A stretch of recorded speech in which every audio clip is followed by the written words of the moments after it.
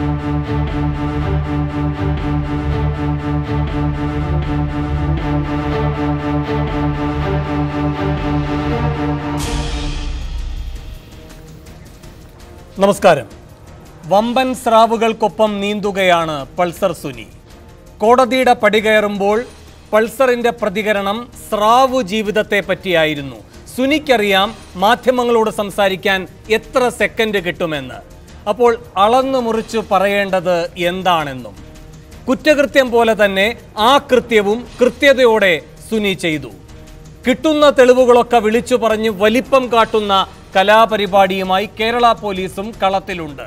ഇന്നത്തെ തെളിവ് ജയിലിലെ CCTV ദൃശ്യം.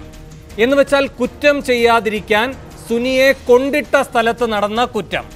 അതാണ് വലിയ തെളിവായി പോലീസ് തലവന്മാർ തലയിൽ വെച്ച് നടക്കുന്നത്. എന്തായാലും ജിൻസൺ എന്ന കുറ്റവാളിയോടാണ് കേരളം കടപ്പെട്ടിരിക്കുന്നത്. ജിൻസൺ സത്യം പറഞ്ഞില്ലായിരുന്നെങ്കിൽ ഇതൊന്നും പുറത്തു വരില്ലായിരുന്നു.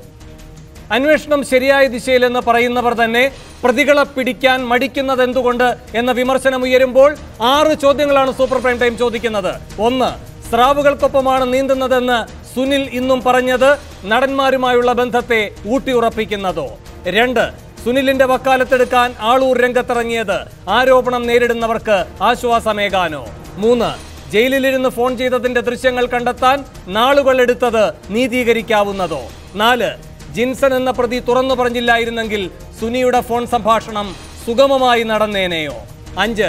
സ്ത്രീ സുരക്ഷയെപ്പറ്റി പറയുന്ന ഇടതുഭരണത്തിന് കീഴിൽ വിജയിച്ചുകൊണ്ടിരിക്കുന്നത് പൾസറിന്റെ പദ്ധതികളോ? 6. വിളംബരം നടത്തി തെളിവ് ശേഖരണം കൊണ്ടാടുമ്പോഴും പ്രതികളിലേക്ക് എത്തുന്നതിൽ പോലീസ് പരാജയമോ? ഈ ചോദ്യങ്ങൾക്കുള്ള ഉത്തരം തേടുകയാണ് സൂപ്പർ പ്രൈം ടൈം. ആദ്യം ഈ ചൊവ്വാഴ്ചയിലെ പ്രധാന വാർത്തകൾ.